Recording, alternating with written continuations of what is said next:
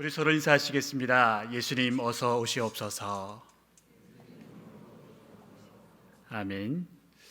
조선의 21대 왕인 정조는 할아버지 영조에 의해 죽임을 당했던 사도세자와 해경궁 홍씨 사이에서 태어난 왕이었고, 백성 사랑하는 마음이 조선의 왕들 중에서도 굉장히 컸던 왕이었습니다.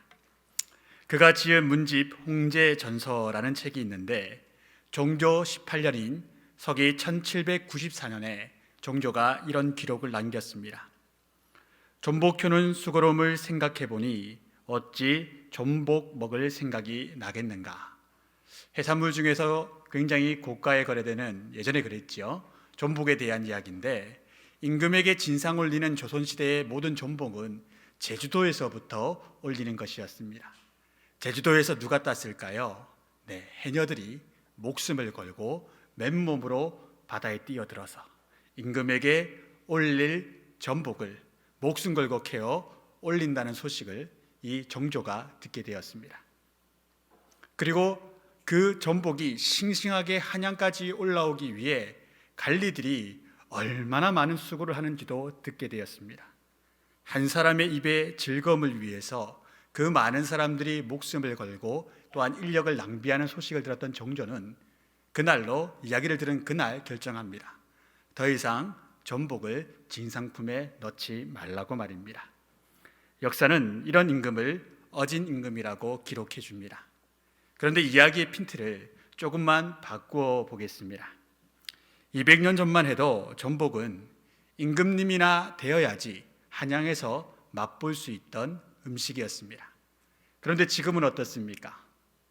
우리는 경남지방 또 남해안에 사니까 쉽게 좀 구입할 수 있겠지만, 우리가 200년 전 한양에 산다면 전혀 생각도 못 해보는 음식이 전복이라는 음식이었을 겁니다.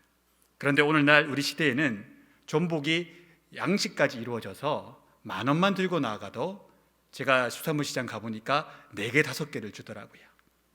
이런 게 한두 가지겠습니까?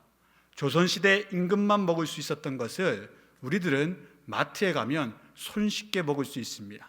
아니요, 임금들은 보지도 못했던 것들을 지금 우리는 맛보고 살아가고 있습니다. 200년 전과 지금의 것들을 따져보면 먹거리 외에도 더 많은 것들이 우리 삶 가운데 주어져 있습니다. 임금들과는 비교도 안 되는 엄청난 것들을 우리 평상시에 평민인 우리가 누리며 살고 있지 않습니까?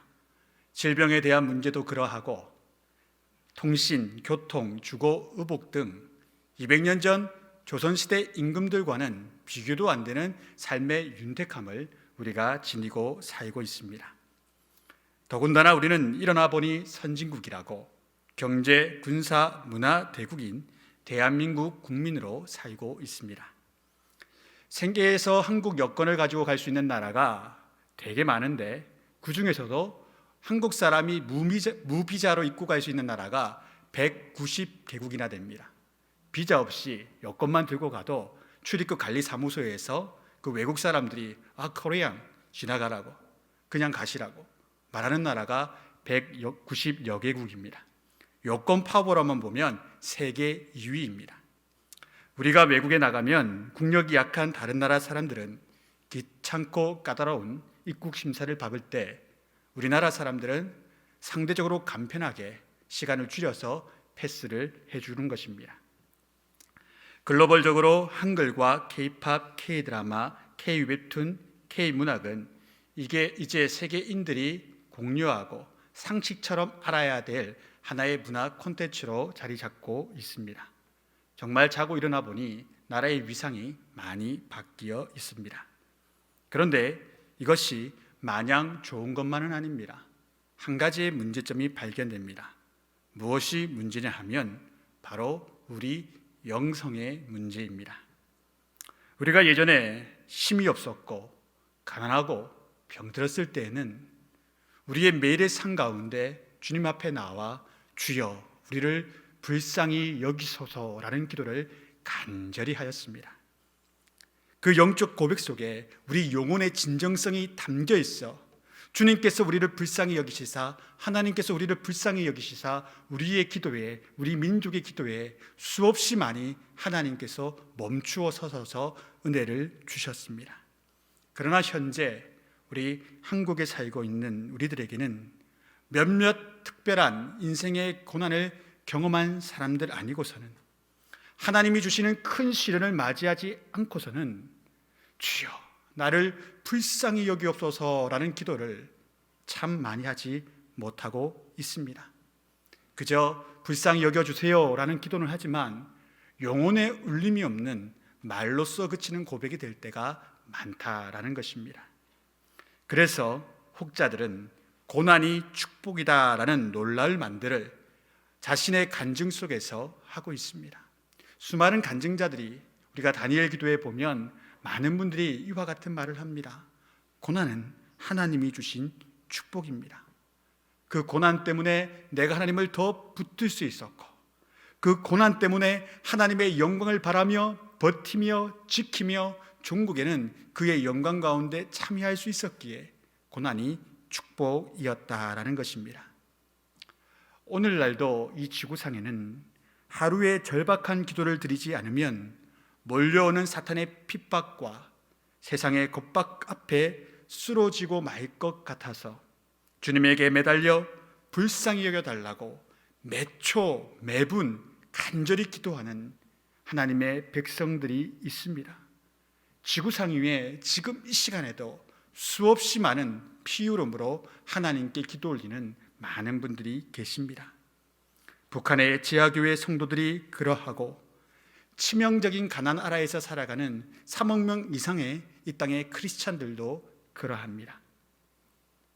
미국의 유명한 기독교 저술가 필립 얀시에게 보낸 북중미에 살던 한 코스타리카 여인의 편지를 제가 소개해 드리겠습니다. 코스타리카에 있는 우리 집은 찢어지게 가난했다. 그래서였을까? 내가 4살이 되던 해에 어머니는 나를 송로회로 팔아 넘겼다. 14살이 아닙니다. 4살이 되던 해입니다. 그 중간의 내용들을 제가 읽어보았는데 너무 마음이 아파서 또 충격적이어서 여러분에게 그대로 소개해드리지는 못합니다. 간략히만 서술해드리겠습니다. 이 여성은 이렇게 어린 시절부터 그런 아픔을 당했고, 심지어 그가 번 돈을 그 어미 되는 사람이 다 가져가서 써버렸습니다. 그리고 10대 때는 2아이를 낳게 되었는데 그 아이들마저도 친엄마가 뺏어가며 말했습니다. 너같이 부정한 사람이 아이들을 어떻게 키우니? 말도 안 되는 이야기지요. 그리고는 그 2아이의 양육비를 그녀에게 요구하기 시작했습니다. 2아이를 사랑한 이 여성은 이 아이들마저도 자신처럼 될까 하는 두려움 때문에 번 돈을 고스란히 양육비로 보내었다고 합니다. 하루하루가 비참한 삶의 연속이 아니었겠습니까? 1년에 몇 번을 지극하게 구타를 당해 병원에 실려갑니다.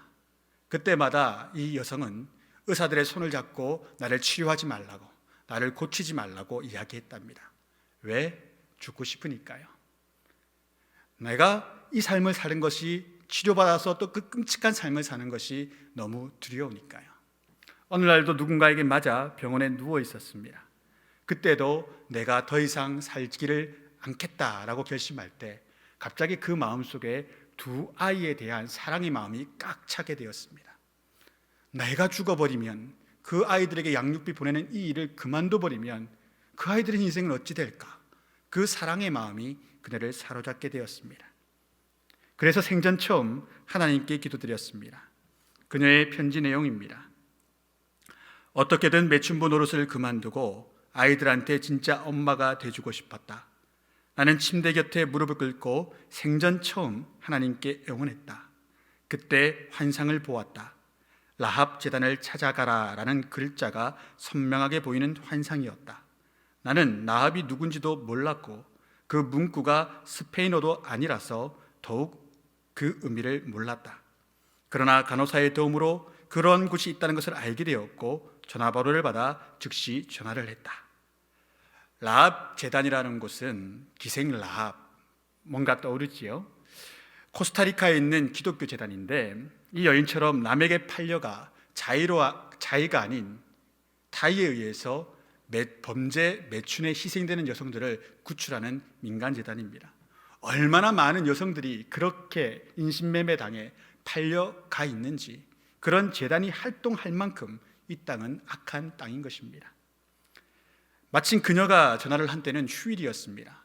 재단 사무실에 아무도 없었는데 그 재단의 설립자가 어떤 서류를 가지러 그곳에 왔다가 따르릉 울리는 전화를 받고 이 여인의 전화의 이야기를 듣게 됩니다. 이분도 불타는 감정이 일어서 즉시로 전화를 끊고 그녀를 구출하러 사람들과 함께 갔습니다. 그리고 지금 이 여인은 하나님의 품속에서 안전하게 자녀들과 지내고 있다고 합니다. 참 비참한 인생이지요. 그들이 할 수 있는 한마디 말은 주여 우리를 불쌍히 여기소서라는 말밖에 없었습니다.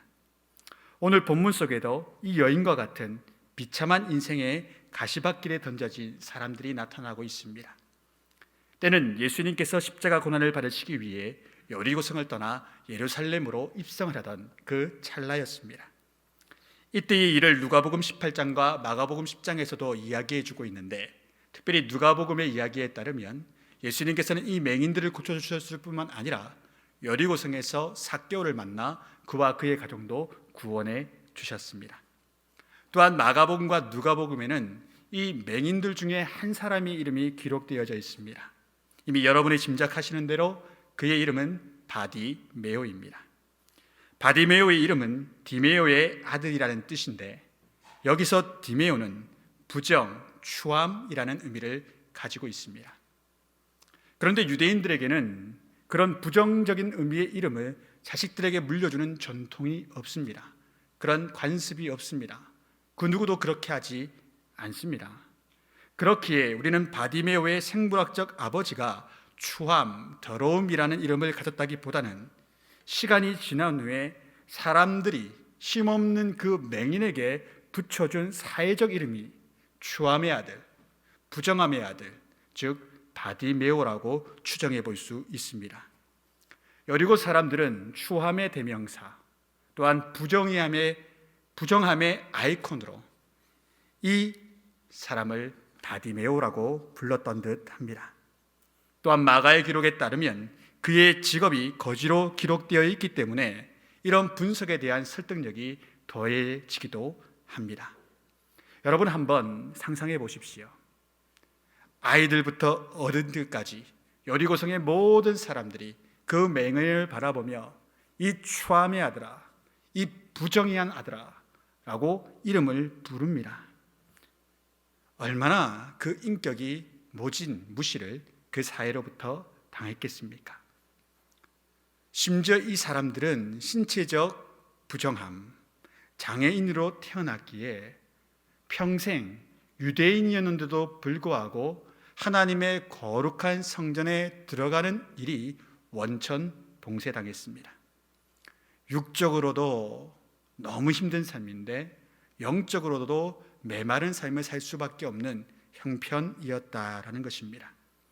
유대인으로 태어났지만 유대인이 누릴 수 있는 영적 혜택은 하나도 누리지 못한 채 맹인으로 태어난 억울한, 그리고 가슴 터지는 외면과 그리고 그 가운데서 많은 차별만을 받아왔던 것입니다.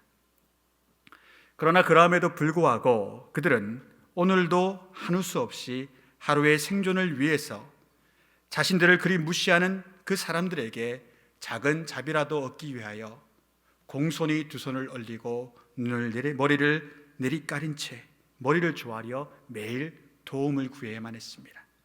매일이 그런 삶의 패턴이었습니다.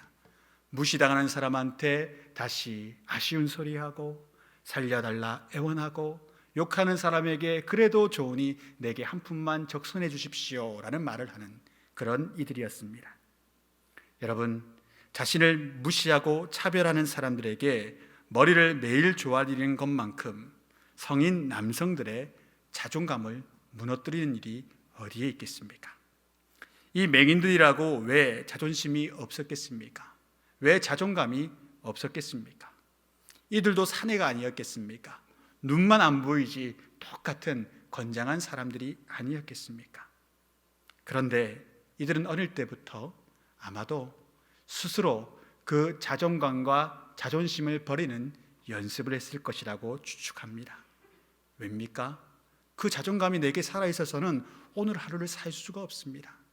그 자존심이 내게 있어서는 오늘 하루 굶어 죽어 버리고 맙니다. 그래서 언제나 자신은 값없다. 나는 그저 구걸하여 사는 인생이다. 그저 살기 위해 저들에게 머리를 조아려야 한다라는 인생을 살아가고 있던 터에 어느 날 예수님께서 그들 앞에 나타나셨습니다. 29절 말씀입니다. 그들이 여리고에서 떠나갈 때에 큰 무리가 예수를 따르더라. 이 당시 무리와 예수님의 12제자들은 예수님께서 로마를 물리치시고 유대인의 왕으로 등극하실 것이라는 확신 속에 예수님을 따르고 있었습니다.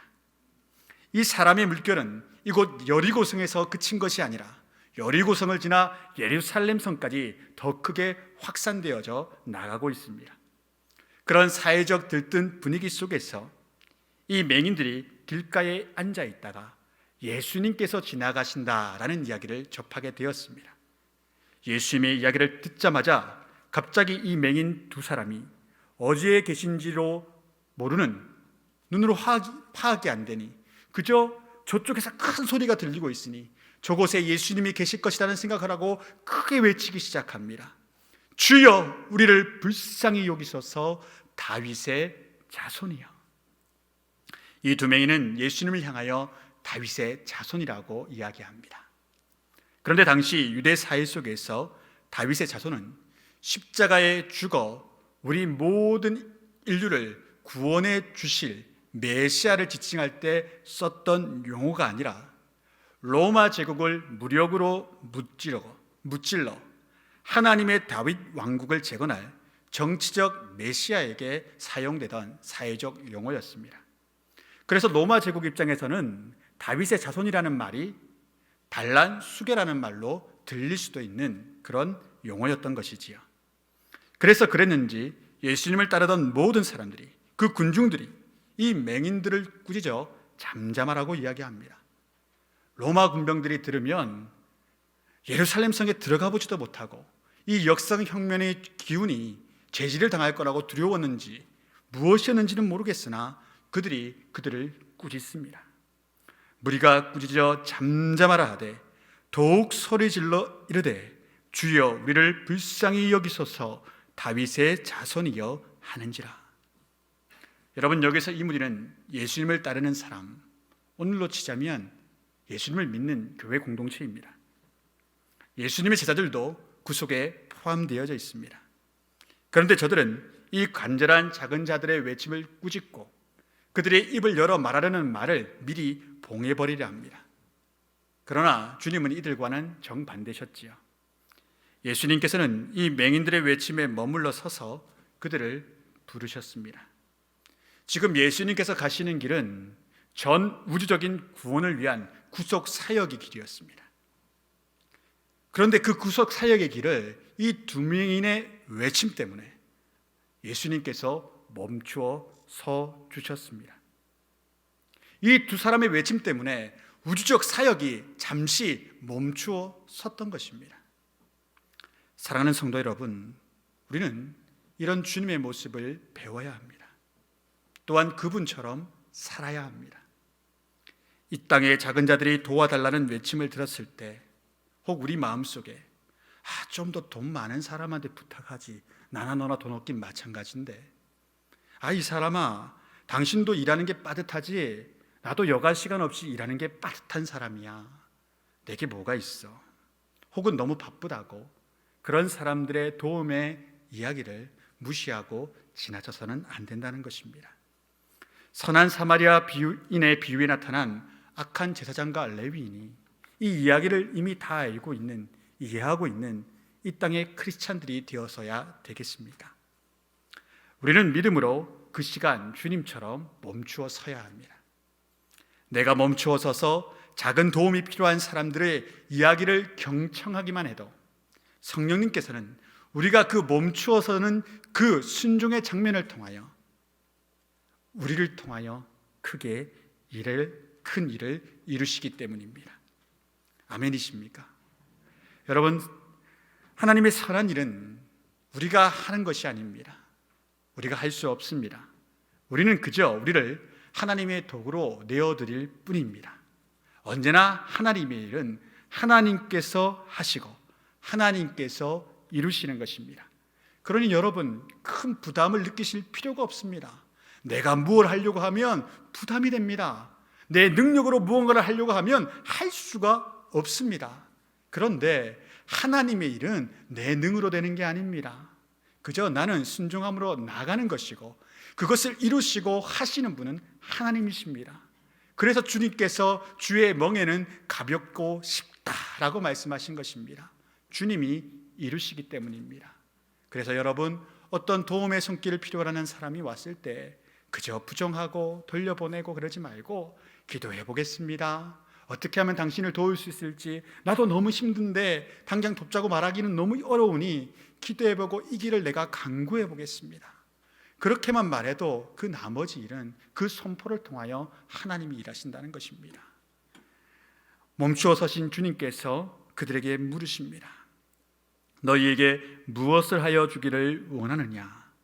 오늘 본문의 저자 마태는 예수님께서 이 같은 말을 오늘 본문 바로 앞에 에피소드에서도 똑같이 말했다고 기록해주고 있습니다.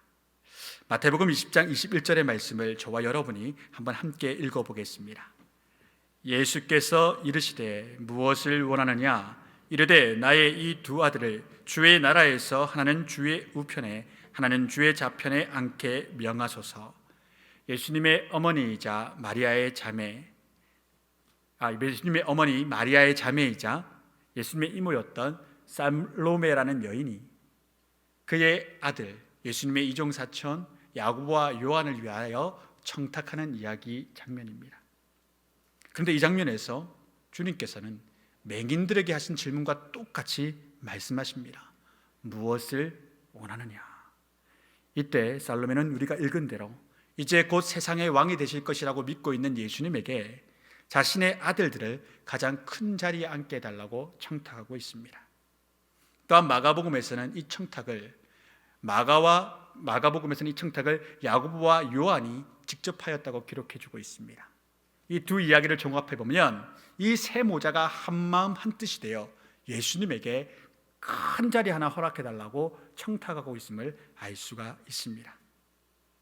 앞선 이야기들을 읽어보면 주님께서 그 이야기들 가운데 매우 슬퍼하셨습니다. 매우 힘들어하셨습니다. 이제 뒤이은 이야기에서 똑같이 예수님께서 물으셨습니다. 너희에게는 무엇을 하여 주기를 원하느냐? 맹인들이 말합니다. 이르되 주여 우리의 눈 뜨기를 원하나이다. 이 고백 속에 이 맹인들의 믿음이 고스란히 드러납니다. 이들이 예수님을 향해 그를 멈추어 서게 만들었던 외침은 어떤 금전적인 도움을 받고자 한 것도 아니요, 새로운 예수님의 나라에서 큰 자리를 얻고자 함도 아니었습니다. 저들은 오로지 하나님의 하나님만이 할 수 있는 그 믿음을 가지고 하나님을 배움는 그 마음처럼 예수님을 향하여 눈뜨기를 고백했던 것입니다. 믿음의 대상을 향하여 외쳤다는 것입니다. 그래서 오늘 성경 속에 당시 영적 어둠에 눈멀어 있던 예수님의 제자들, 그중 특별히 야고보와 요한과는 대조되는 영적인 인물들로 이 두 맹인이 그려지고 있는 것입니다. 이에 예수님께서는 이 두 남성을 너무 불쌍히 여기셨습니다. 그래서 사람들이 부정하다 여겨서 아무도 그들에게 터치 한번 이렇게 만져주신 적이 없는 그 사람들의 눈을 예수님께서 직접 만져주십니다. 이때 이 사람들의 마음이 얼마나 감동이 되었을까요? 부정의 아들로, 추함의 아들로 그렇게 여겨져서 사람들이 돌이나 던졌지 누구 하나 따뜻하게 만져주는 리가 없는데 주님께서는 부정한 그 사람들의 눈을 어루만지시며 그들의 눈을 뜨게 만들어 주셨습니다. 이제 그들의 눈이 떠졌습니다. 세상을 처음 보았습니다. 그런데 세상을 처음 보았는데 제일 처음 본 대상이 누구겠습니까? 예수님이시지요. 말씀이 재미납니다. 그 즉시로 이들이 주님을 따라갑니다. 사랑하는 성도 여러분, 오늘날 우리는 무엇을 쫓고 있습니까? 종교학에서 종교가 내 삶의 어떤 목적을 이루기는 수단이 되기 위해 그 종교를 어떤 사람이 믿으면 그 종교에 대한 신앙을, 그 사람의 신앙을 미신적인 신앙이라고 설명해 줍니다. 즉, 하나님이 내 삶의 어떤 목적을 이루는 수단이 될 때 그런 기독교적인 신앙을 미신적인 신앙이라고 말한다는 겁니다. 부자 되기 위해 예수님 믿고, 내가 잘 되기 위해서 예수님 믿고, 어떤 수단을 이루기 위해 예수님을 따라가면 미신적이라는 겁니다. 반면에 그 종교가 내 삶의 목적이 될 때 그 신앙이 그 종교를 향한 바른 신앙이라고 종교학에서는 가르칩니다. 어떤 의미입니까? 내 삶의 존재 목적이 하나님이 될 때, 하나님이 되실 때, 그분의 사역이 될 때 내 믿음이 바른 믿음이라는 것입니다. 내 인생의 목적이 하나님의 말씀과 뜻을 내 삶을 통하여 드러내는 것, 그것이 바른 믿음이라는 것입니다.